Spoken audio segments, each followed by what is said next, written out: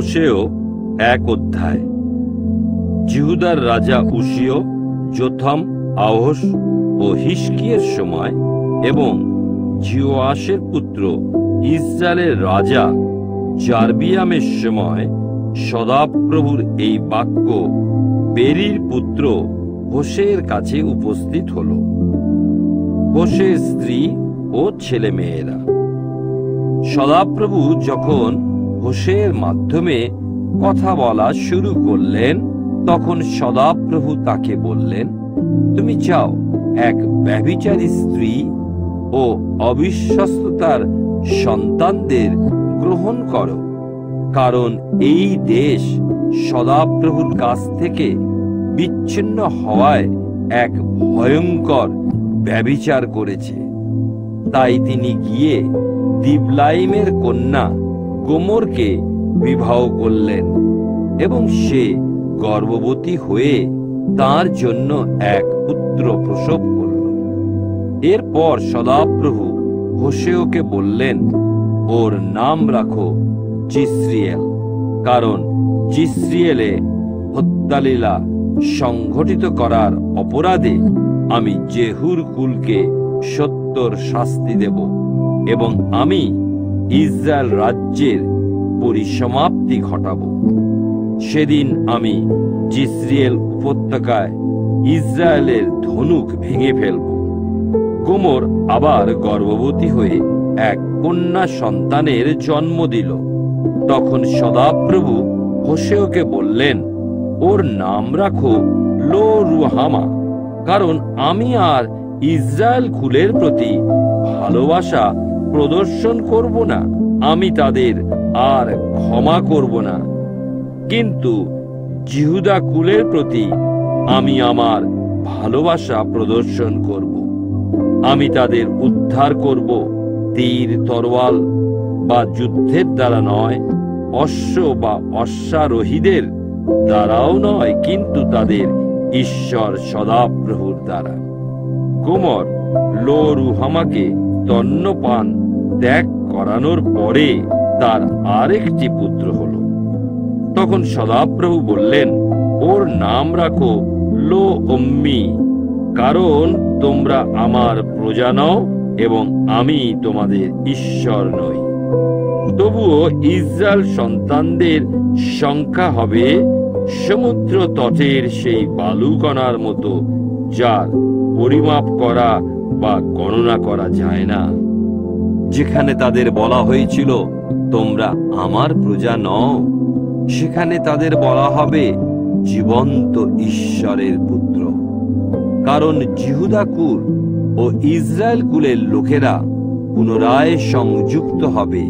তারা একজন নেতাকে নিযুক্ত করে সেই দেশ থেকে বের হয়ে আসবে এবং জিসরিয়েলের সেদিন মহান হবে। হোশেয় 2 অধ্যায়। তোমাদের ভাইদের বলো, আমার প্রজা, এবং তোমাদের বোনেদের বলো, আমার প্রিয় পাত্রী।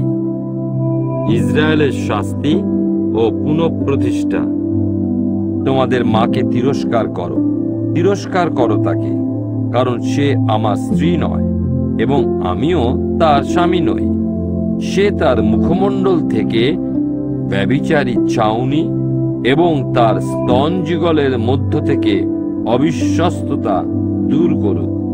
তা না হলে আমি তাকে বিবস্ত্র করব এবং জন্মক্ষণে সে যেমন ছিল তেমনি তাকে উলঙ্গ রেখে দেব।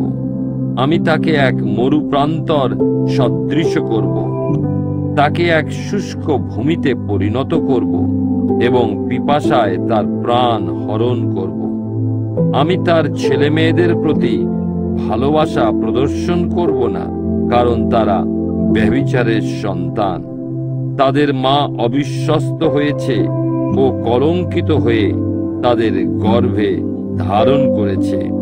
সে বলেছে, আমি আমার প্রেমিকদের পশ্চাৎগামী হব, যারা আমার অন্ন জল, আমার পশম ও মশিনার পোশাক, আমার তেল ও আমার পানীয় জুগিয়ে দেয়।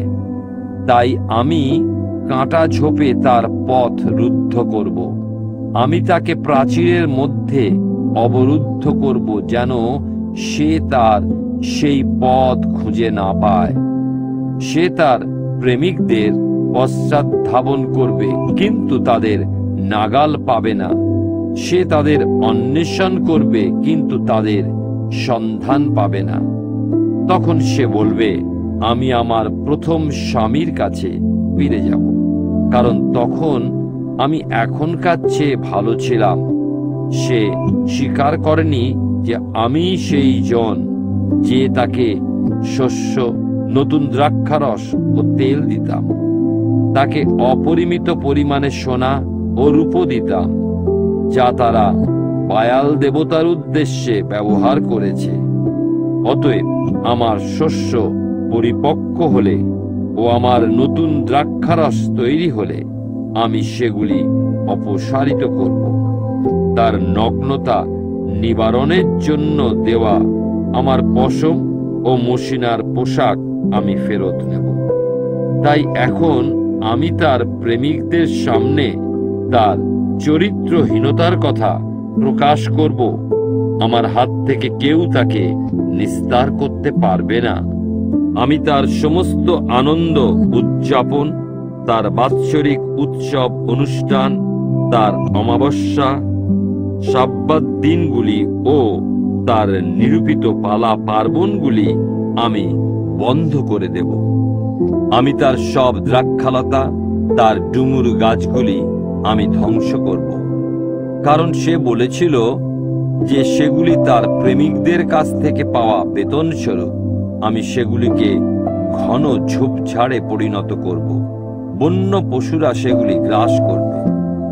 বায়াল দেবতাদের উদ্দেশ্যে সে যতদিন ধূপদাহ করেছিল, তার জন্য আমি তাকে শাস্তি দেব। সে আংটি ও বিভিন্ন অলংকারে নিজেকে সজ্জিত করত এবং তার প্রেমিকদের পশ্চাৎগামী হতো, কিন্তু আমাকে সে ভুলে গিয়েছিল। সদাপ্রভু এ কথা ঘোষণা করেন।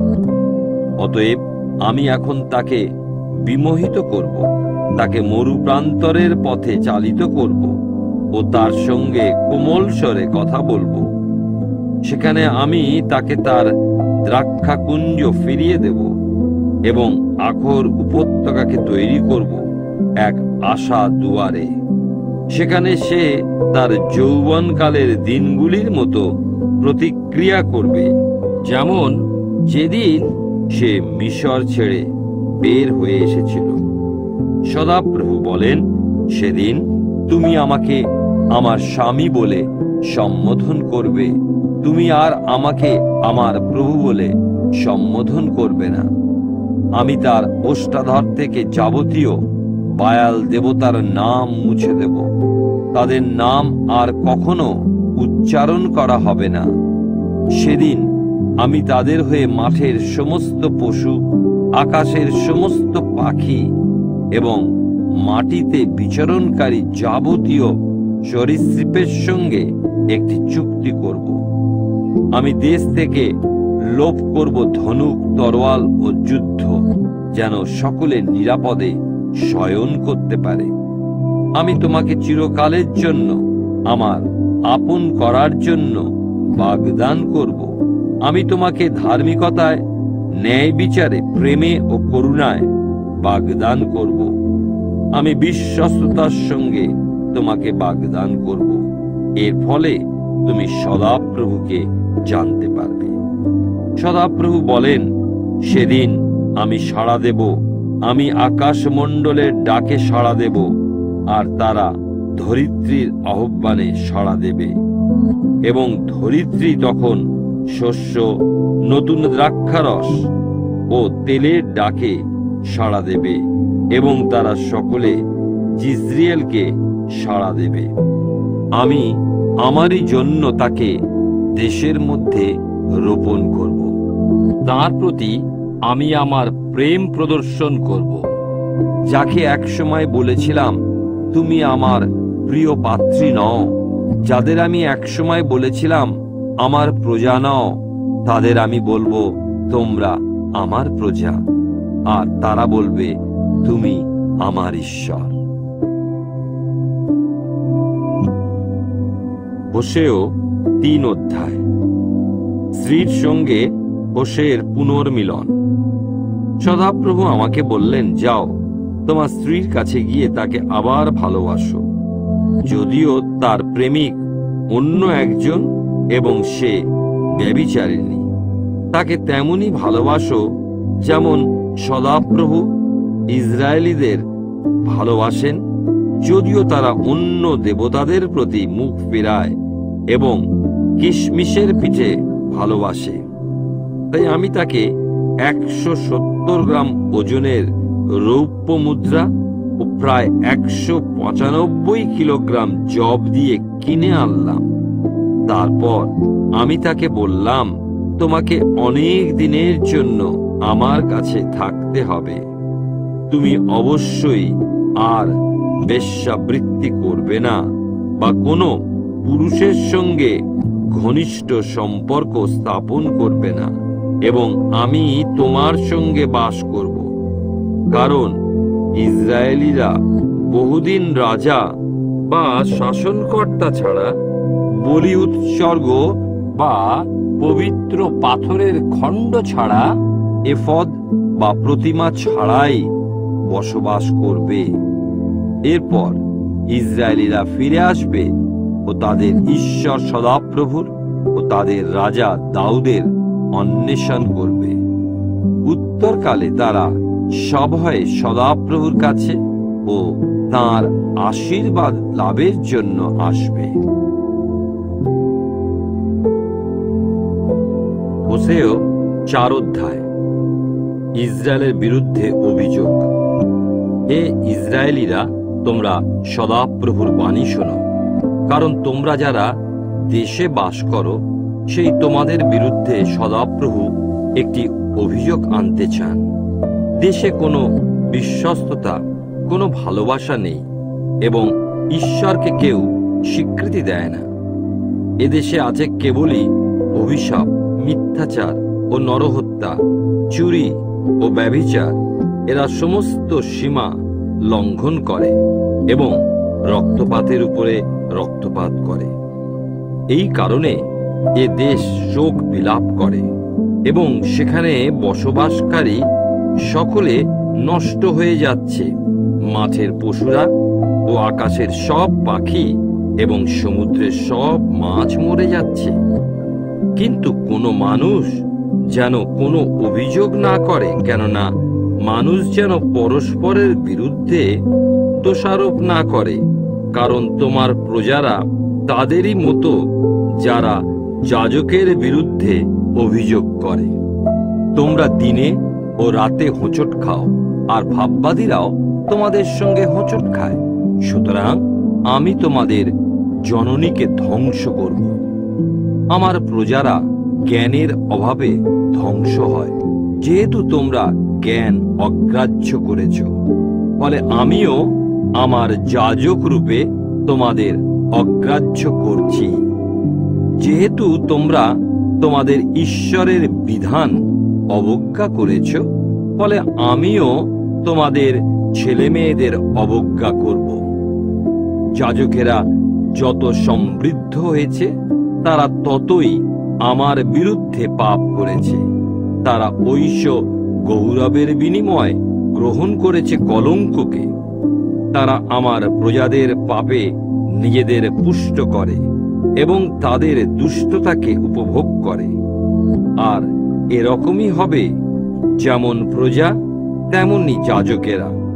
আমি উভয়কেই তাদের জীবনাচরণের জন্য শাস্তি দেব এবং তাদের সব কাজের প্রতিফল দেব।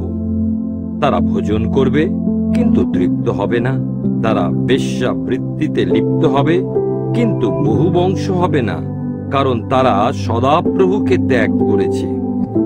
নিজেদেরকে দিতে বেশ্যাবৃত্তিতে, সুরা ও নতুন দ্রাক্ষারসে মত্ত হওয়ার জন্য, যেগুলি আমার প্রজাদের বুদ্ধি বিবেচনা হরণ করে। আমার লোকেরা কাঠের প্রতিমার কাছে পরামর্শ খোঁজে এবং কাঠের তৈরি একটি লাঠি তাদের উত্তর দেয়। বেশ্যাবৃত্তির মানসিকতা তাদের ধ্বংসের পথে চালিত করে। তাদের ঈশ্বরের কাছে তারা অবিশ্বস্ত হয়েছে। তারা পর্বত শীর্ষের উপরে বলিদান করে এবং বিভিন্ন পাহাড়ে হোম বলি উৎসর্গ করে, ওক ঝাউ ও তারপিন গাছের তলে, যেখানে ছায়া বেশ মনোরম। সেই কারণে তোমাদের কন্যারা বেশ্যাবৃত্তিতে ও তোমাদের পুত্রবধূরা ব্যভিচারে লিপ্ত হয়। তোমাদের কন্যারা বেশ্যাবৃত্তি গ্রহণ করলে বা তোমাদের পুত্রবধূরা ব্যভিচারে লিপ্ত হলে আমি তাদের শাস্তি দেব না, কারণ পুরুষেরা স্বেচ্ছায় দেবদাসদের সঙ্গে গোপন স্থানে যায় ও দেবদাসীদের সঙ্গে নৈবেদ্য উৎসর্গ করে। এই নির্বোধ জাতি ধ্বংস হয়ে যাবে।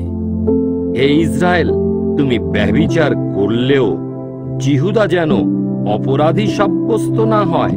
তোমরা গিলগলে পদার্পণ করো না, বেত আবনে উঠে যেও না এবং জীবন্ত সদাপ্রভু দিব্যি বলে শপথ করো না। একগুয়ে বকনা বাছুরের মতোই ইসরায়েলিয়েরা অনমনীয়। সুতরাং সদাপ্রভু তাদের মেষশাবকদের মতো চারণ ভূমিতে চড়াবেন। ইফ্রাইম প্রতিমা সমূহে আসক্ত হয়েছে, তাকে একা ছেড়ে দাও। এমনকি যখন তাদের মদ্যপান সমাপ্ত হয় তখনও তারা ব্যভিচার করে চলে। তাদের শাসকেরা লজ্জাকর জীবনাচরণ ভীষণ ভালোবাসে। এক ঘূর্ণি বায়ু তাদের উড়িয়ে নিয়ে যাবে এবং তাদের নৈবেদ্যগুলি তাদের জন্য বয়ে আনবে লজ্জা। হোশেয় 5 অধ্যায়। ইসরায়েলের বিরুদ্ধে দণ্ডাজ্ঞা। যাজকেরা, তোমরা শোনো। ইসরায়েলেরা, তোমরা মনোযোগ দাও। ওহে রাজকুল, তোমরাও শোনো। তোমাদের বিরুদ্ধে দণ্ডাজ্ঞা এই: তোমরা মিশপাতে ফাঁদস্বরূপ ও তাবরে পাতা জালস্বরূপ হয়েছ। বিদ্রোহীদের হত্যাকাণ্ডের মাত্রা অত্যন্ত গভীর। আমি তাদের সকলকে শাস্তি দেব। ইফ্রাইম সম্পর্কে আমি সব কিছু জানি। ইসরায়েলও আমার কাছে গুপ্ত নয়। ইফ্রাইম, তুমি এখন বেশ্যাবৃত্তি গ্রহণ করেছ, আর ইসরায়েল হয়েছে কলুষিত। এদের কীর্তিকলাপ এদের ঈশ্বরের কাছে ফিরে আসার জন্য এদের বাধা দেয়, কারণ তাদের অন্তরে রয়েছে বেশ্যাবৃত্তির মনোভাব। তারা সদাপ্রভুকে স্বীকার করে না। ইসরায়েলের ঔদ্ধত্য তাদের বিরুদ্ধেই সাক্ষ্য দেয়। ইসরায়েলিরা, এমনকি ইফ্রাইমও তাদের পাপে হোঁচট খায়। এদের সঙ্গে জিহুদাও হোঁচট খেয়ে পড়ে। তারা যখন তাদের গোপাল ও মেষপাল নিয়ে সদাপ্রভুর অন্বেষণে যাবে, তখন তারা তার সন্ধান পাবে না। তিনি তাদের কাছ থেকে নিজেকে সরিয়ে নিয়েছেন। তারা সদাপ্রভুর কাছে অবিশ্বস্ত হয়েছে। তারা অবৈধ সন্তানদের জন্ম দিয়েছে।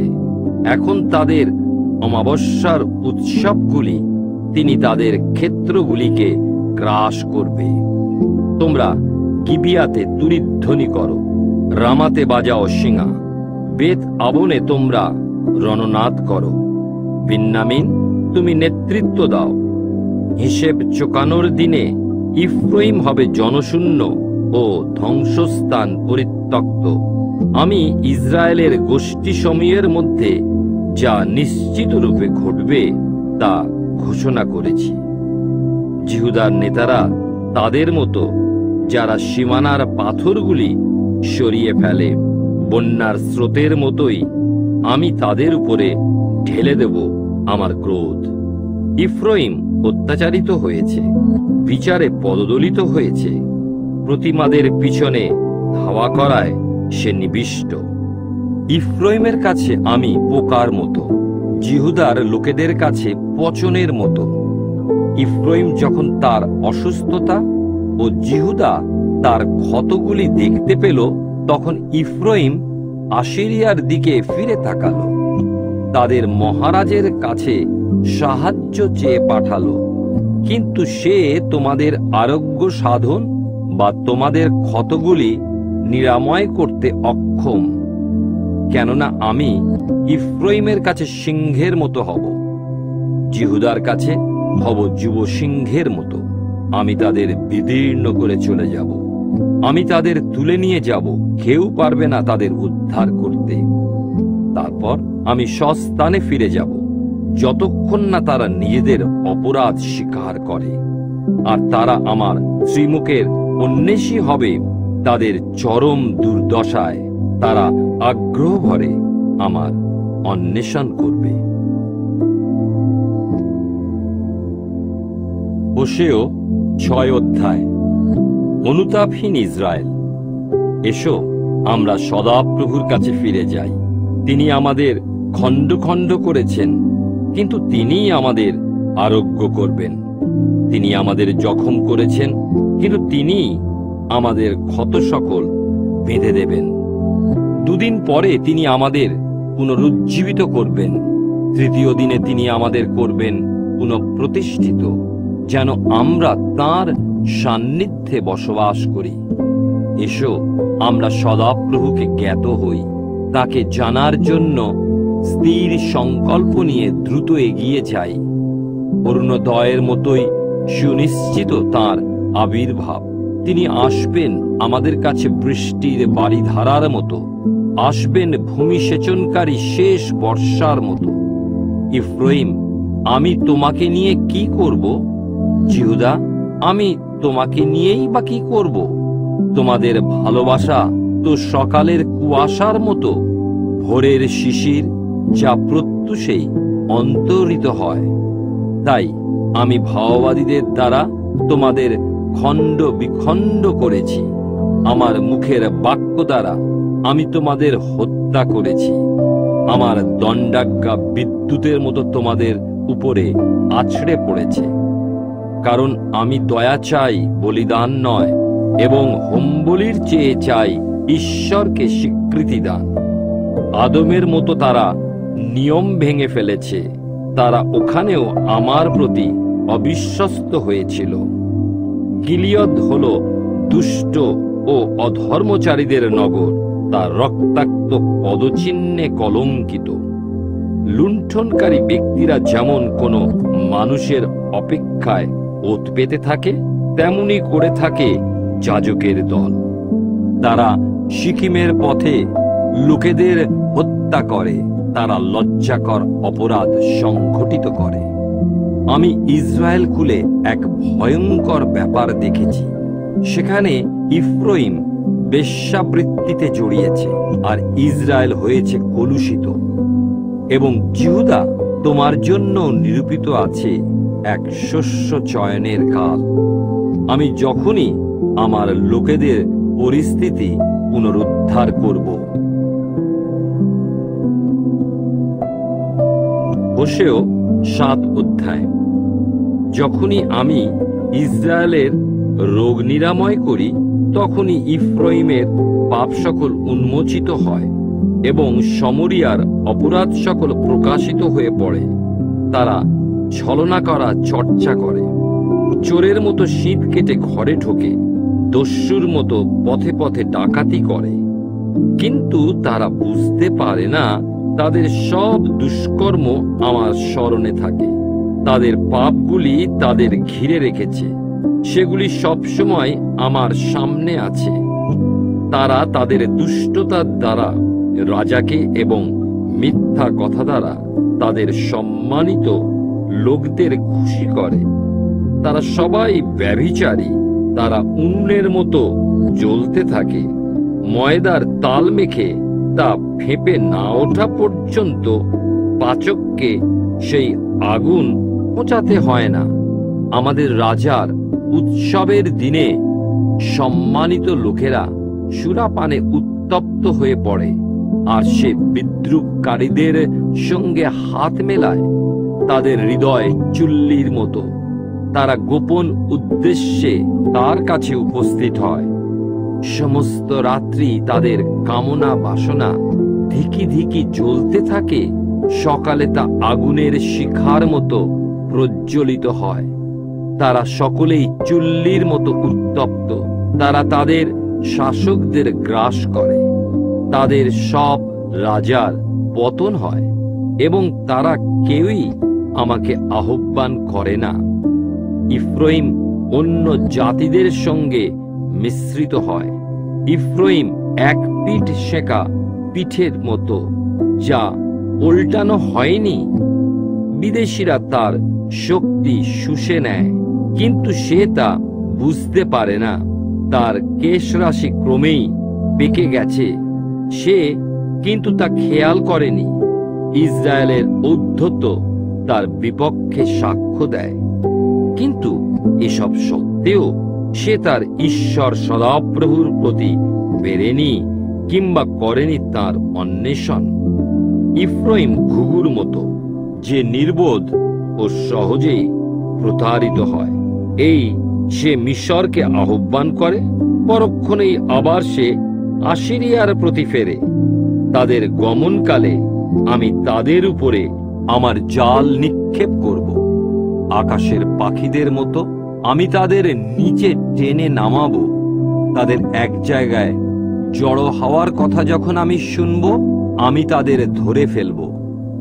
ধিক তাদের, কারণ তারা আমার কাছ থেকে দূরে চলে গেছে। তারা বিনষ্ট হবে, কারণ তারা আমার বিরুদ্ধে বিদ্রোহী হয়েছে। বহুদিন যাবৎ আমি তাদের উদ্ধার করতে চেয়েছি, কিন্তু তারা আমারই বিরুদ্ধে মিথ্যা কথা বলেছে। তারা অন্তর থেকে আমার কাছে কাঁদেনি, কিন্তু নিজ নিজ শয্যায় বিলাপ করেছে। তারা শস্য ও নতুন দ্রাক্ষারসের জন্য একসঙ্গে সম্মিলিত হয়, কিন্তু আমার দিক থেকে তারা মুখ ফিরিয়ে থাকে। আমি তাদের প্রশিক্ষিত করেছি, শক্তিশালী করেছি, কিন্তু তারা আমারই বিরুদ্ধে কুকল্পনার ষড়যন্ত্র করে। তারা পরাৎপরের প্রতি ফিরে আসে না, তারা ত্রুটিপূর্ণ ধনুকের মতো। তাদের নেতৃবর্গ তরোয়ালের আঘাতে পতিত হবে। এর কারণ তাদের ঔদ্ধত্যপূর্ণ কথাবার্তা। এই কারণে মিশরের ভূমিতে তাদের উপহাস করা হবে। হোশেয় ৮ অধ্যায়। ইসরায়েলের পাপের প্রতিফল। তোমরা মুখে তুরি দাও, সদাপ্রভুর গৃহের উপরে এক ঈগল উদীয়মান, কারণ লোকেরা আমার সঙ্গে কৃত চুক্তি ভঙ্গ করেছে এবং আমার বিধানের বিরুদ্ধে বিদ্রোহ করেছে। ইসরায়েল আমার কাছে কেঁদে বলে, হে আমাদের ঈশ্বর, আমরা তোমাকে স্বীকার করি। কিন্তু যা কিছু ভালো ইসরায়েল তা অগ্রাহ্য করেছে, তাই এক শত্রু তার পশ্চাৎ ধাবন করবে। আমার সম্মতি ছাড়াই তারা রাজাদের প্রতিষ্ঠিত করে, আমার অনুমোদন ছাড়াই তারা মনোনীত করে সম্মানীয়দের। তাদের সোনা ও রূপোর দ্বারা তারা বিভিন্ন প্রতিমা নির্মাণ করে এবং নিজেদেরই ধ্বংস ডেকে আনে। সমরিয়া, তোমাদের বাছুর প্রতিমাগুলি ছুঁড়ে ফেলে দাও। তাদের প্রতি আমার ক্রোধ প্রজ্বলিত হচ্ছে। আর কতদিন শুচিশুদ্ধ হওয়ার কাজে তারা অক্ষম থাকবে? ওই প্রতিমাগুলি ইসরায়েল থেকেই সৃষ্ট। ওই বাছুর প্রতিমাটি একজন কারিগর নির্মাণ করেছে, ওটি ঈশ্বর নয়। সমরিয়ার ওই বাছুর প্রতিমাকে খণ্ড খণ্ড করে ফেলা হবে। তারা বায়ুস্বরূপ বীজ বপন করে এবং ঘূর্ণি বায়ুস্বরূপ শস্য কাটে। সেগুলির শীষের মাথায় শস্য দানা থাকে না, তাই তাতে কোনো ময়দা তৈরি হবে না। যদি তাতে শস্য দানা উৎপন্ন হতো, তাহলে বিদেশিরা তা খেয়ে ফেলত। ইসরায়েলকে গ্রাস করা হয়েছে। এখন এক অসার বস্তুর মতো জাতিসমূহের মধ্যে তার অবস্থান। যেমন কোন বুনো গর্ধব একা একা বিচরণ করে, সেভাবেই তারা আশিরিয়ায় গিয়েছিল। ইফ্রাইম প্রেমিকদের কাছে নিজেকে বিক্রি করেছে। যদিও তারা নিজেদের অন্য জাতিদের কাছে বিক্রি করেছে, কিন্তু আমি এখন তাদের একত্রিত করব। পরাক্রান্ত রাজার অত্যাচারে তারা ক্রমশ হয়ে যাবে। যদিও ইফ্রাইম পাপ বলির উদ্দেশ্যে বহু বেদী নির্মাণ করেছে, কিন্তু সেগুলি পরিণত হয়েছে পাপ করার বেদীতে। আমি তাদের জন্য আমার বিধানের বহু বিষয় লিখেছিলাম, কিন্তু তারা সেগুলিকে বিজাতীয় বিষয় মনে করল। তারা আমার কাছে বলি উপহার উৎসর্গ করে এবং সেই মাংস তারা ভক্ষণও করে, কিন্তু সদাপ্রভু তাদের প্রতি সন্তুষ্ট নন। এবারে তিনি তাদের সব দুষ্টতার কথা স্মরণ করবেন এবং তাদের পাপের শাস্তি দেবেন। তারা আবার মিশরে ফিরে যাবে। ইসরায়েল তার নির্মাতাকে ভুলে গেছে এবং বহু প্রাসাদ নির্মাণ করেছে। জিহুদা বহু নগরকে প্রাচীর দিয়ে সুরক্ষিত করেছে, কিন্তু তাদের নগরগুলির উপরে আমি অগ্নিবর্ষণ করব, যা তাদের দুর্গগুলিকে গ্রাস করবে। হোশেয় 9 অধ্যায়। ইসরায়েলের শাস্তি। ইসরায়েল, তুমি আনন্দিত হইও না, অন্যান্য জাতিদের মতো উল্লাসে মেতে উঠো না, কারণ তোমার ঈশ্বরের কাছে তুমি অবিশ্বস্ত হয়েছ। প্রত্যেকটি শস্য মাড়াইয়ের খামারে বেশ্যাবৃত্তির পারিশ্রমিক তোমার প্রীতিজনক। শস্য মাড়াইয়ের খামার কিংবা দ্রাক্ষা পেশাই কল লোকেদের খাদ্য যোগাবে না। নতুন দ্রাক্ষারস লোকেদের জন্য অপ্রতুল হবে। তারা সদাপ্রভুর দেশে থাকতে পারবে না। ইফ্রাইম মিশরে ফিরে যাবে এবং আশিরিয়ায় গিয়ে অসুচি খাবার খাবে। তারা সদাপ্রভুর উদ্দেশ্যে পেয় নৈবেদ্য উৎসর্গ করবে না, কিংবা তাদের দেওয়া বিভিন্ন বলিও তাকে সন্তুষ্ট করতে পারবে না। এসব বলি তাদের কাছে বিলাপকারীদের খাদ্যের মতো হবে। যারাই সেগুলি খাবে তারাই অশুচি হবে। এই খাবার হবে তাদের নিজেদের জন্য। এগুলি সদাপ্রভুর মন্দিরে আসবে না। তোমাদের নির্ধারিত উৎসবগুলির দিনে, যেগুলি সদাপ্রভুর উৎসবের দিন, সেই দিনগুলিতে তোমরা কি করবে? তারা যদিও বিনাশ এড়িয়ে যায়, মিশর তাদের একত্র করবে এবং মুফ তাদের কবর দেবে। তাদের রূপোর পাত্রগুলি হবে বিছুটি গাছের অধিকার। তাদের তাঁবুগুলি ছেয়ে যাবে কাঁটা ঝোপে। তাদের দণ্ডদানের দিন এগিয়ে আসছে, হিসেব নেওয়ার দিনও সমাগত।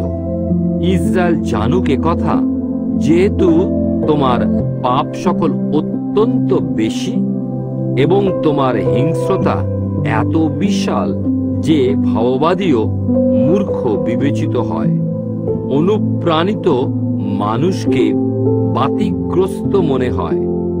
ভাববাদী আমাদের ঈশ্বরের সঙ্গে ইফ্রাইমের উপরে প্রহরা দেন। তা সত্ত্বেও তার সমস্ত পথে ফাঁদ পাতা থাকে, আর তার ঈশ্বরের গৃহে বিদ্বেষ বিরাজ করে। তারা ডুবে গেছে দুর্নীতির গভীরে, যা একসময় গিবিয়াতে হতো। ঈশ্বর তাদের দুষ্টতার কথা স্মরণ করবেন এবং তাদের পাপের জন্য তাদের শাস্তি দেবেন। আমি যখন ইসরায়েলকে খুঁজে পেয়েছিলাম, তখন মনে হয়েছিল মরুপ্রান্তরে আঙুর খুঁজে পেয়েছি। আমি যখন তোমাদের পূর্বপুরুষদের দেখেছিলাম, তখন মনে হয়েছিল ডুমুর গাছে অগ্রিম ফল এসেছে। কিন্তু তারা যখন বায়াল পিওরে উপস্থিত হলো, তখন তারা সেই ন্যাক্কারজনক মূর্তির কাছে নিজেদের উৎসর্গ করল এবং তাদের সেই প্রিয় পাত্রের মতোই জঘন্য হয়ে উঠল। ইফ্রাইমের গৌরব পাখির মতো উড়ে যাবে। প্রসব গর্ভাবস্থা, গর্ভধারণ কিছুই হবে না। তা সত্ত্বেও যদি তারা শিশুদের লালন পালন করে, তাহলে আমি তাদের প্রত্যেককে মৃত্যু শোক দেব। ধিক তাদের, যখন আমি তাদের পরিত্যাগ করি। আমি ইফ্রাইমকে শোরের মতো দেখেছি, যে এক মনোরম স্থানে রোপিত, কিন্তু ইফ্রাইম তার ছেলে মেয়েদের ঘাতকের কাছে নিয়ে আসবে। হে সদাপ্রভু, তুমি তাদের দাও। তুমি তাদের কি দেবে? তুমি তাদের গর্ভস্রাবী জঠর ও শুষ্ক স্তন দাও। গিলগলে তাদের প্রতিটি দুষ্টতার জন্য আমি সেখানে তাদের ঘৃণা করেছিলাম। তাদের পাপপূর্ণ সমস্ত কাজের জন্য আমার গৃহ থেকে আমি তাদের বিতাড়িত করব। আমি আর তাদের ভালোবাসব না, কারণ তাদের নেতারা সবাই বিদ্রোহী। ইফ্রাইম ব্যাধিগ্রস্ত হয়েছে, তাদের শিকড় শুকিয়ে গেছে, তাই তারা কোনো ফল উৎপন্ন করে না। এমনকি তারা যদি সন্তানের জন্মও দেয়, তাহলে আমি তাদের স্নেহচ্ছায়ায় লালিত বংশধরদের মেরে ফেলব। আমার ঈশ্বর তাদের অগ্রাহ্য করবেন, কারণ তারা তাঁর আদেশ পালন করেনি। তাই বিভিন্ন জাতির মধ্যে তারা ইতস্তত ঘুরে বেড়াবে। হোশেয় 10 অধ্যায়। ইসরায়েল ছিল শাখা প্রশাখা সমন্বিত এক দ্রাক্ষালতা। সে নিজের জন্যই ফল উৎপন্ন করত। তার ফল যখন বৃদ্ধি পেল, সে তখন আরো বেশি যজ্ঞবেদী নির্মাণ করল। তার দেশ যেই সমৃদ্ধ হল, সে তার পবিত্র পাথর স্তম্ভগুলি সুশোভিত করল। তাদের হৃদয় প্রবঞ্চনায় পূর্ণ, তাই এখন তারা অবশ্যই তাদের অপরাধ বহন করবে। সদাপ্রভু তাদের যজ্ঞবেদীগুলি ভেঙে ফেলবেন ও তাদের পবিত্র পাথরের স্তম্ভগুলি ধ্বংস করবেন। তখন তারা বলবে, আমাদের কোনো রাজা নেই, তাই আমরা সদাপ্রভুকে ভয় করিনি। আর যদিও আমাদের কোনো রাজা থাকতেন, তাহলে তিনিই বা আমাদের জন্য কি করতেন? তারা বহু প্রতিশ্রুতি দেয়, চুক্তি করার সময় তারা মিথ্যা শপথ করে। সেই কারণে মোকদ্দমা গজিয়ে ওঠে চাষ করা জমিতে বিষাক্ত আগাছার মতো।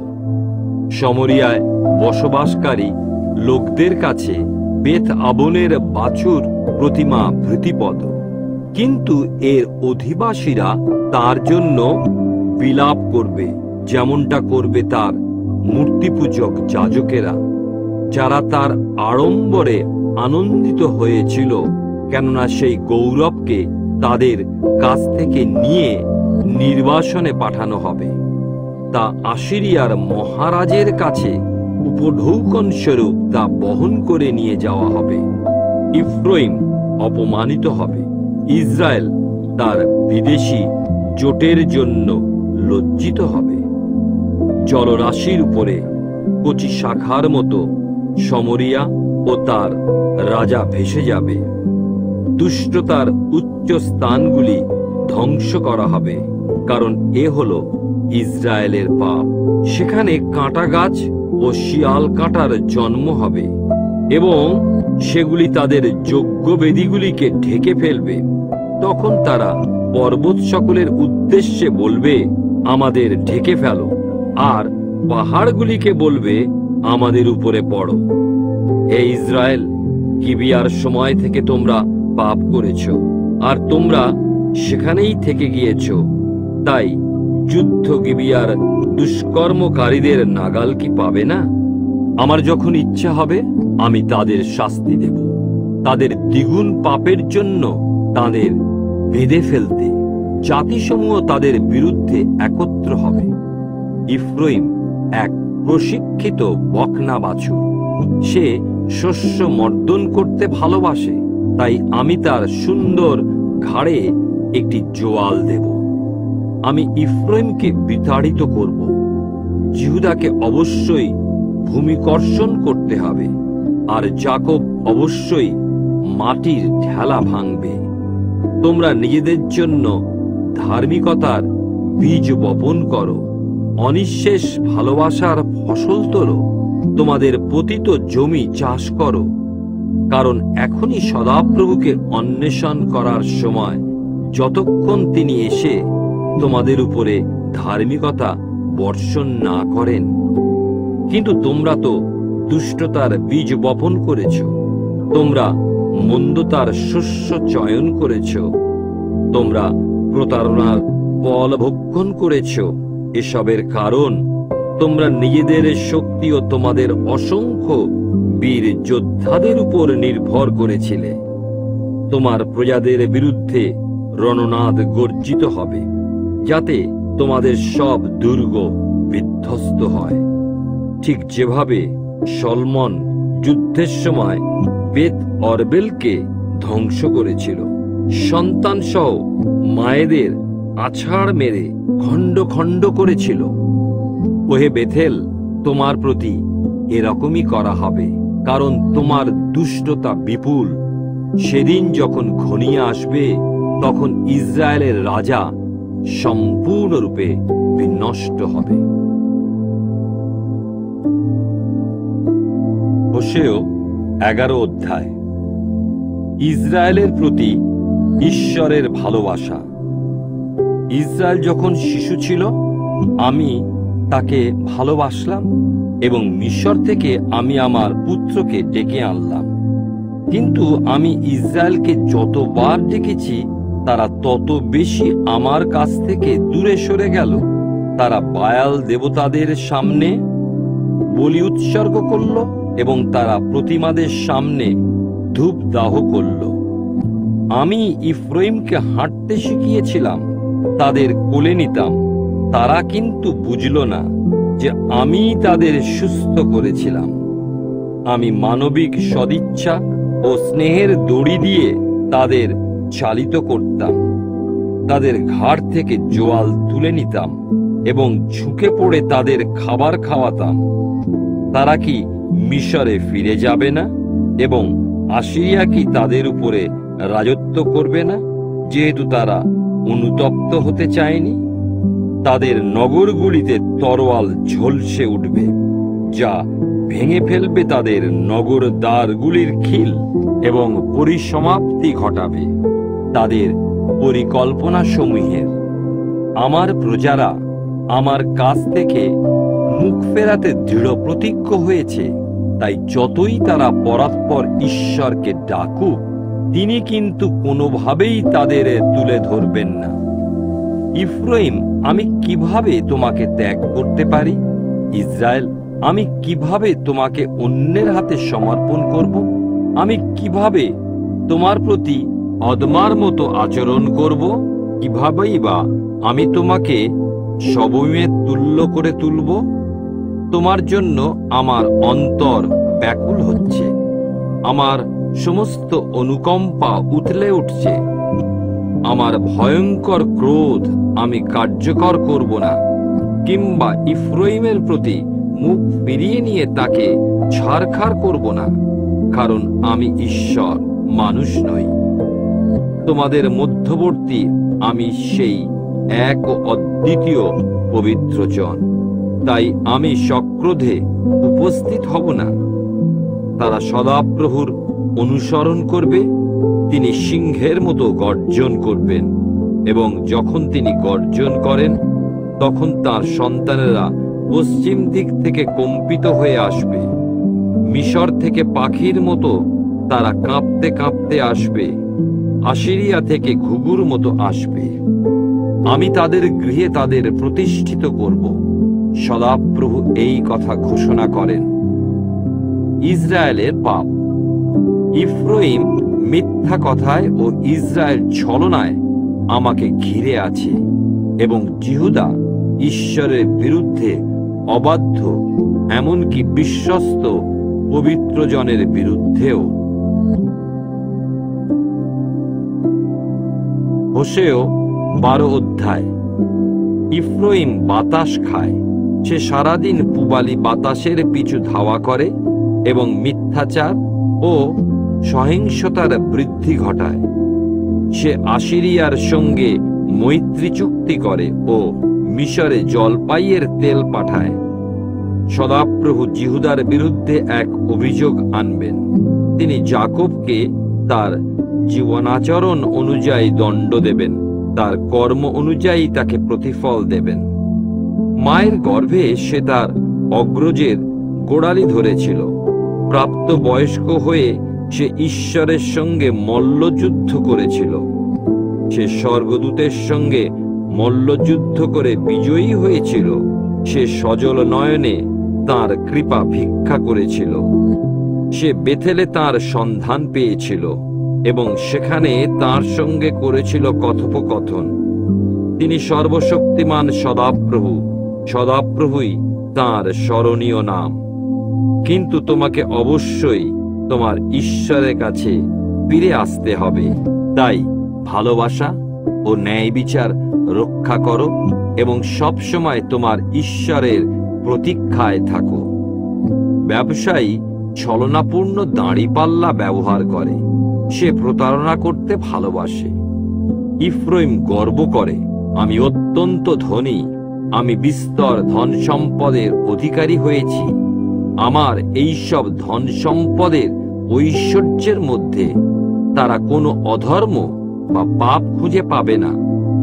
আমি সদাপ্রভু তোমার ঈশ্বর, যে তোমাকে মিশর থেকে মুক্ত করে এনেছে।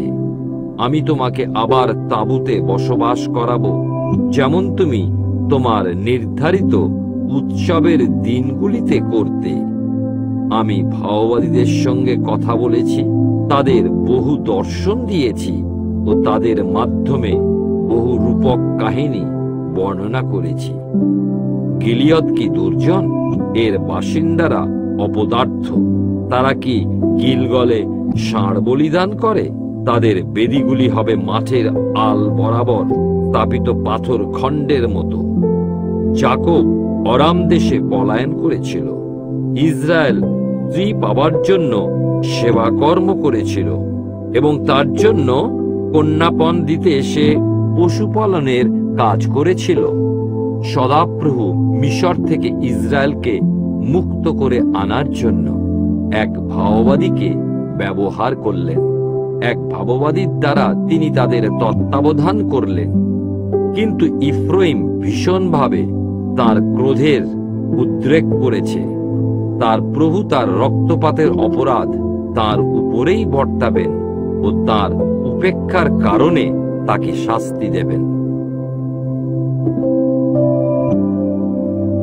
হোশেয় 13 অধ্যায়। ইসরায়েলের বিরুদ্ধে সদাপ্রভুর ক্রোধ। ইফ্রাইম কথা বললে লোকেরা শিহরিত হতো। সে ইসরায়েলে উন্নীত হয়েছিল, কিন্তু বায়াল দেবতার পূজার্চনা করে সে অপরাধী সাব্যস্ত হলো ও মৃত্যুবরণ করল। কিন্তু এখন তারা আরো বেশি পাপ করছে।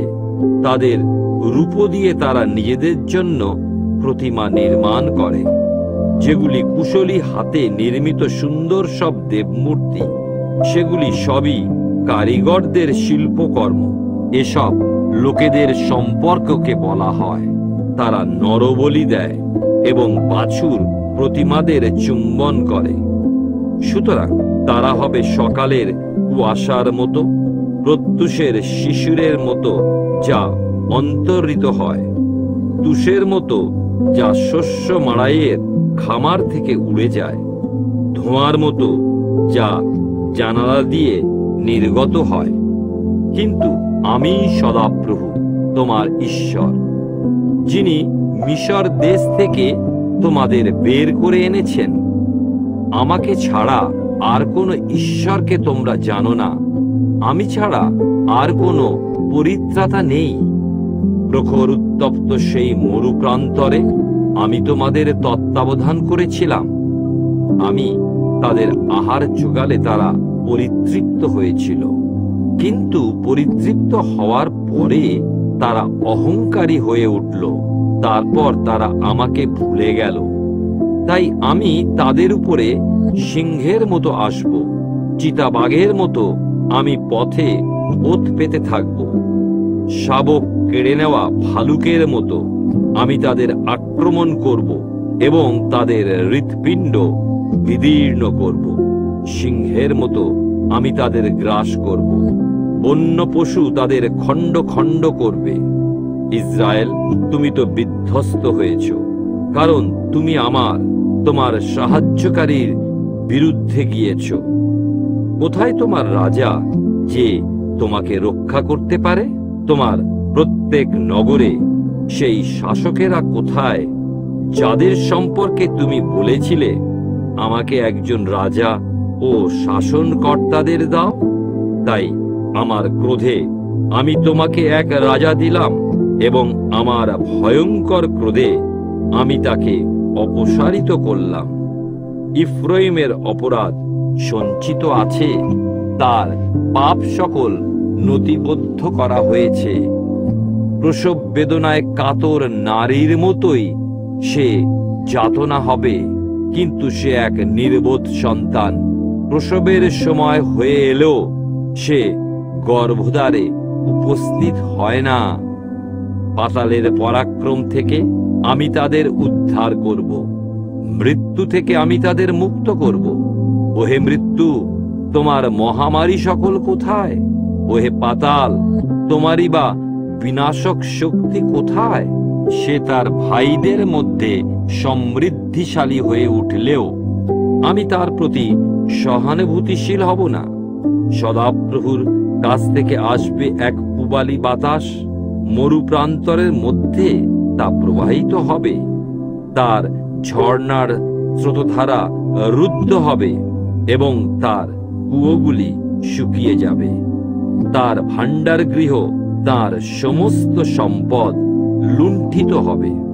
সমরিয়ার লোকেরা তাদের অপরাধ অবশ্য বহন করবে, কারণ তারা তাদের ঈশ্বরের বিরুদ্ধে বিদ্রোহ প্রকাশ করেছে। তারা তরোয়ালেতে পতিত হবে, তাদের শিশুদের মাটিতে আছড়ে চূর্ণ করা হবে, তাদের অন্তঃসত্ত্বা নারীদের উদর বিদীর্ণ করা হবে। হোশেয় 14 অধ্যায়। আশীর্বাদ লাভের জন্য মনোপরিবর্তন। হে ইসরায়েল, তোমরা ফিরে এসো তোমাদের ঈশ্বর সদাপ্রভুর কাছে। তোমাদের পাপ সমূহই তোমাদের পতনের কারণ। তোমাদের বক্তব্য সঙ্গে নাও ও সদাপ্রভুর কাছে ফিরে এসো। তাকে বলো, আমাদের সব পাপ ক্ষমা করো আর অনুগ্রহ করে আমাদের ফিরিয়ে নাও, যাতে আমরা আমাদের ঠোঁটের ফল উৎসর্গ করতে পারি। আশিরিয়া আমাদের রক্ষা করতে পারে না, আমরা যুদ্ধের ঘোড়ায় চড়ব না। আমাদের হাতে তৈরি প্রতিমাগুলিকে আমরা আর কখনো আমাদের দেবতা বলবো না, কারণ তোমার মধ্যেই পিতৃহীনেরা অনুকম্পা লাভ করে। আমি তাদের বিপদগমনের রোগ প্রতিকার করব এবং স্বতঃস্ফূর্তভাবে তাদের ভালোবাসব, কেননা আমার ক্রোধ তাদের উপর থেকে সরে গেছে। আমি ইসরায়েলের কাছে হব শিশিরের মতো, সে প্রস্ফুটিত হবে লিলি ফুলের মতো, লেবাননের সিডার গাছের মতো, যার শিকড় গভীরে প্রথিত হবে। তা থেকে কোমল পল্লব নির্গত হবে, তার জৌলুস হবে জলপাই গাছের মতো, তার সুগন্ধ হবে লেবাননের সিডার গাছের মতো। মানুষেরা আবার তার ছায়ায় বসবাস করবে। সে শস্য দানার মতো বিকশিত হবে, সে দ্রাক্ষালতার মতো মুকুলিত হবে এবং তার খ্যাতি হবে লেবানন থেকে আনা দ্রাক্ষারসের মতো। এই ইফ্রাইম প্রতিমাগুলি নিয়ে আমি আর কি করব? আমি তাকে উত্তর দেব ও তার তত্ত্বাবধান করব। আমি এখন এক সবুজ সতেজ দেবদারু গাছের মতো। তোমার বলবান হওয়ার কারণ আমি। কে জ্ঞানবান? তাদের এসব বিষয় উপলব্ধি করতে দাও। বিচক্ষণ কে? তাদের এগুলি বুঝতে দাও। সদাপ্রভুর পথ সকল ন্যায়সঙ্গত। ধার্মিক ব্যক্তি সেই সব পথেই হাঁটে, কিন্তু বিদ্রোহীরা সেই সব পথে হোঁচট খায়।